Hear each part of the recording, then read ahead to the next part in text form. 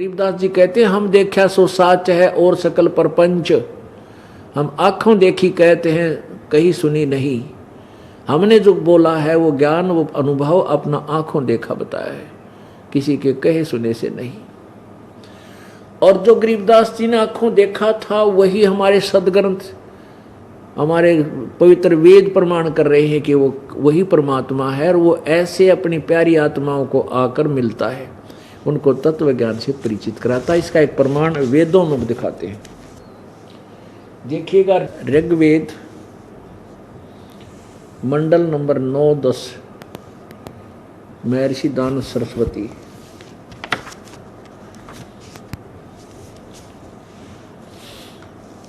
ये है प्रकाशक हैं सार्वदेशिक कार्य प्रतिनिधि सभा महर्षि दान भवन रामलीला मैदान नई दिल्ली।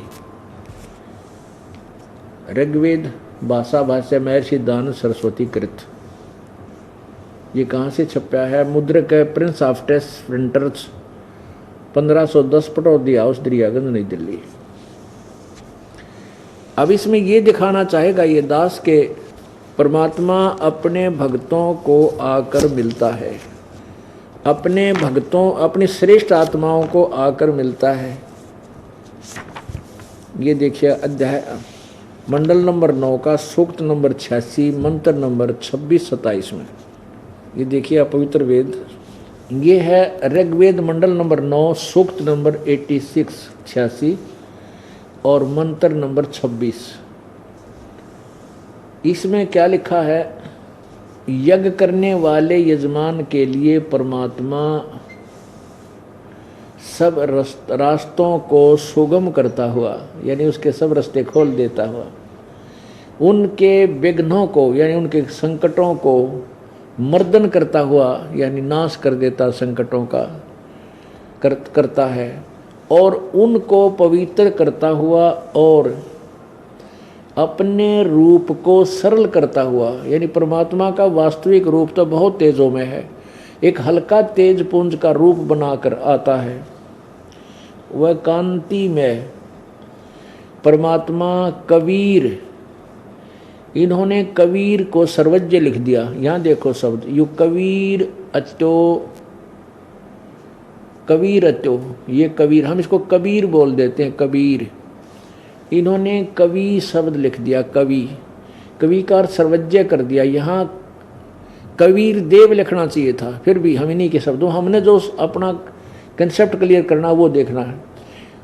सरल अपने रूप को सरल करता हुआ वह कांति में परमात्मा सर्वज विद्युत के समान क्रीड़ा करता हुआ वर्णीय पुरुषों को यानी श्रेष्ठ भक्तों को, श्रेष्ठ आत्माओं को प्राप्त होता है। इससे स्पष्ट हो गया कि वो पूर्ण परमात्मा यज्ञ करने वाले यानी साधक साधना करने वाले भगत के सभी रास्तों को सुगम करता है, उसके रास्ते खोल देता है, उनका रास्ता साफ कर देता है, उनके विघ्नों का नाश करता है, उनके आने वाले संकट आपत्तियों को दूर करता है और उनको पवित्र करता हुआ अपने रूप को सरल करके, क्योंकि परमात्मा का वास्तविक रूप तो बहुत तेजों में है, दिव्य दृष्टि नहीं देख सकती, ये आंखों चरम दृष्टि नहीं देख सकती, उसको दिव्य दृष्टि से देखा जा सकता है। इसलिए हल्का तेज पुंज का एक और शरीर बना करके अपने रूप को सरल करके हल्का करके वो परमात्मा कबीर क्रीड़ा करता हुआ यानी एक लीला करता हुआ अब वर्णीय पुरुषों को, श्रेष्ठ व्यक्तियों को प्राप्त होता है, अच्छी आत्माओं को आकर मिलता है। वो क्या करता है आगे देखो, मंडल नंबर 9 सूक्त 86-26 पढ़ लिया। हम इसको लिखें कबीर है वो परमात्मा, फिर उन्हीं की वजह से चलने दे। 27 में क्या लिखा है? प्रेम की वे सैकड़ों धाराएं जो नाना रूप में सतिथि को लाभ कर रही हैं, वे परमात्मा को प्राप्त होती हैं। प्रकाश पुंज परमात्मा को, तेज पुंज, प्रकाश पुंज कहो चाहे तेज पुंज, परमात्मा जो हल्का शरीर बना कर आया है, तेज पुंज परमात्मा को बुद्धि वृत्तियां विषय करती हैं। जो परमात्मा ध्रुवलोक के तीसरे पृष्ठ पर विराजमान है, एक देशीय है, प्रकाश स्वरूप है और बुद्धियां प्रकाशित करती हैं। अब ये है कि ध्रुवलोक के यानी सतलोक के तीसरे पृष्ठ पर विराजमान है, यानी तीसरे मुक्ति धाम सतलोक में वो परमात्मा रहता है। अब एक तो ये हो गया कि भगवान सतलोक एक स्थान पर रहता है और वहां से चलकर आता है, अपनी प्यारी आत्माओं को मिलता है।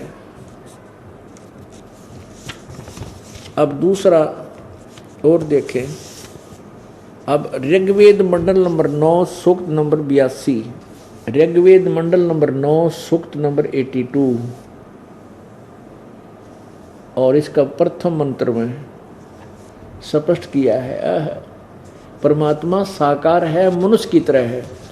जो सर्वोत्पादक प्रभु यानी सबका उत्पन्न करने वाला प्रभु प्रकाश रूप यानी तेज पुंज शरीर युक्त है, सद्गुणों की वृष्टि करने वाला, पापों के हरण करने वाला, वह राजा के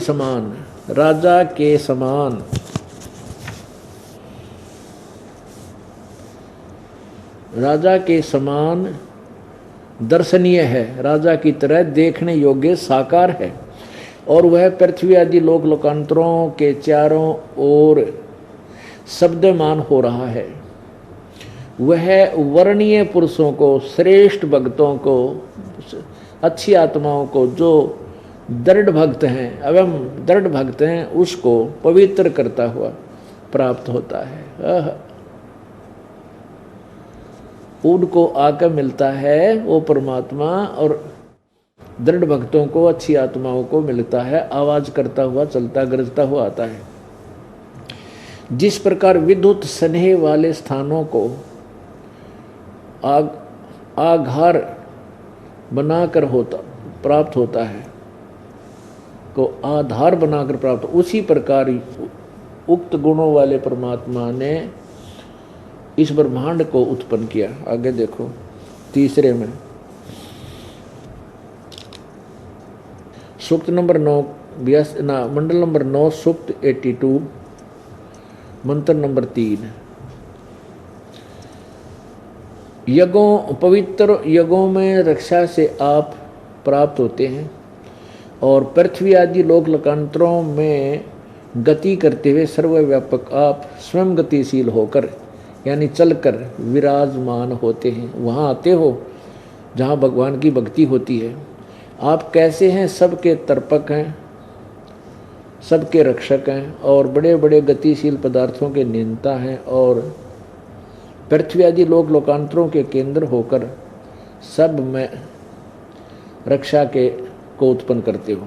अब इन श्लोकों ने सिद्ध कर दिया परमात्मा कहीं एक स्थान पर है, वहाँ से चलकर आता है और वहाँ वो राजा की तरह दर्शनीय है, देखने योग्य साकार है और अपनी प्यारी आत्माओं को आकर मिलता है। आगे देखो वो कबीर है, ये तो क्लियर है ही। ये देखो जब ऋग्वेद मंडल नंबर 9 सूक्त नंबर 96 इसमें 16वें मंत्र में न्यों पूछा है कि हे परमात्मन, सर्वोपरि रहस्य श्रेष्ठ नाम जो आपकी तुम्हारी संज्ञा था, जो नाम है उसका ज्ञान कराएं, आप उसका हमें ज्ञान करा दो।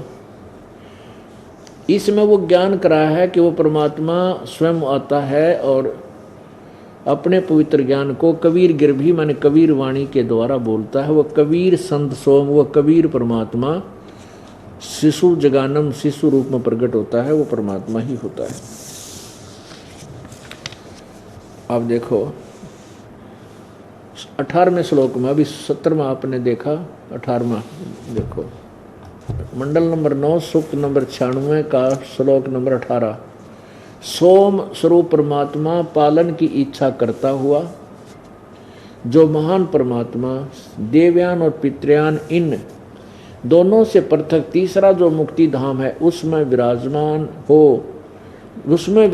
जो ज्ञान योगी, ये ज्ञान योगी का कहीं जिक्र नहीं संस्कृत में। ये इन्होंने, क्योंकि ये महर्षि दयानंद के उस अज्ञान थ्योरी पर आधारित थे जिसमें सत्यार प्रकाश में उन्होंने फाइनल कर रखा कि परमात्मा निराकार है, और वेद कहते हैं साकार है, मनुष्य जैसा है, राजा की तरह देखने जोगा है, दर्शनीय है। तो उस आधार पर इन्होंने ज्ञान योगी लिख दिया, जबकि स्पष्ट है कि वो परमात्मा तीसरे मुक्ति धाम में बैठा है, विराजमान है, एक देशीय है। फिर देखो, सोम स्वरूप परमात्मा पालन की इच्छा करता हुआ, जो वह महान परमात्मा, वो महान परमात्मा बड़ा भगवान देवयान और पितृयान इन तृतीयम धाम विराजम, वो तीसरे मुक्ति धाम में विराजमान है। यही इतना लिखना था उन्होंने बस। आगे देखो, अब 20 में कमाल कर दिया, जो हम कंसेप्ट लिखना चाहते इस 20 में हो जाता है। मंडल नंबर 9 सूक्त नंबर 96 का मंत्र 20 है। ये वह परमात्मा जिस प्रकार एक संघ माने बहुत बड़े समुदाय को, बहुत बड़े व्यक्तियों को उसका सेनापति प्राप्त होता है, इसी प्रकार ब्रह्मांड रूपी कोश को प्राप्त होता है, होकर उच्च स्वर से गरजता हुआ वह ब्रह्मांड रूपी विस्तृत प्रकृति खंड में भली भांति प्रविष्ट होता है। कहीं से चलकर आता है वो परमात्मा, और ऐसे एक तत्वदर्शी संत बनकर, तत्वदर्शी संत यानी एक संत रूप में प्रकट होता है, और सतगुरु रूप में लाखों व्यक्तियों का, जैसे राजा एक बहुत बड़े संघ का सेनापति होता है, एक सेनापति होता है बहुत बड़े संघ का, ऐसे वो सतगुरु रूप में वो पूज्य होता है और उनका संचालक होता है, मुखिया होता है।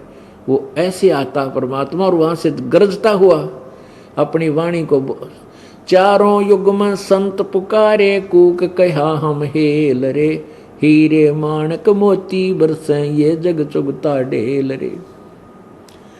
अपनी वाणी सोसम वेद में परमात्मा कहते हैं, चारों युगों में मेरे संत मेरी महिमा गा रहे हैं, और हमने भी आवाज लगा कर कूक कर कहा कि तुम जो साधना करते हो वो डले ढो रहे हो, और हम हीरे मोती रूपी सत साधना तुम्हें बरसा रहे हैं, तुम इनको स्वीकार नहीं कर रहे हो।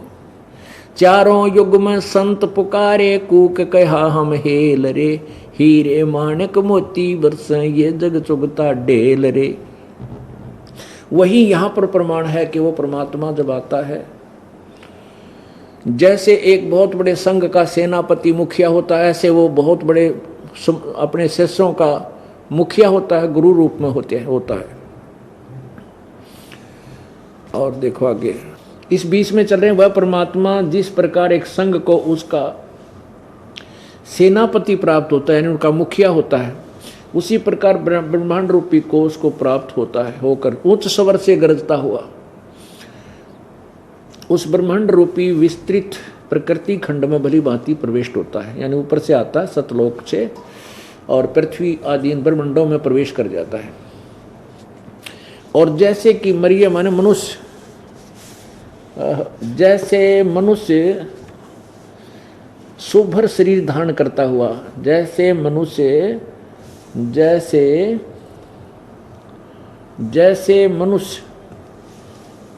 सुभर शरीर धारण करता हुआ अत्यंत गतिशील पदार्थों के समान प्राप्ति के लिए गतिशील होता हुआ धनी व्यक्तियों के लिए कटिबद्ध होता है, ऐसे। तो हमारा ये तात्पर्य सिद्ध हो गया कि परमात्मा जैसे मनुष्य शरीर धारण करता है, मनुष्य की तरह सुभर यानी सुंदर शरीर धारण करता हुआ हमें प्राप्त होता है। That's all. अब यही ये दास पहले ही आपको बताया करता था, जो पुराने भक्त उनको खूब पता है कि जब तक हमने वेदों को छुआ भी नहीं था, देखा भी नहीं था वेद कैसे होते हैं, उस समय परमात्मा ने हमें यही ज्ञान बताया था, और परमात्मा की महिमा ये दास पहले से यही गाया करता था और सुनाया करता था। अब इससे हमारा ये कंसेप्ट क्लियर हो गया, ये विषय कंप्लीट हो गया कि कबीर परमात्मा वही है जिसके वेद गवाह हैं, जिसके बारे में वेद भी बता रहे हैं। परमात्मा कबीर देव ने स्वयं आकर कहा था, वेद मेरा भेद है और मैं ना वेदन के माही, और जौन वेद से मैं मिलूं ये वेद जानते नहीं। सत साही।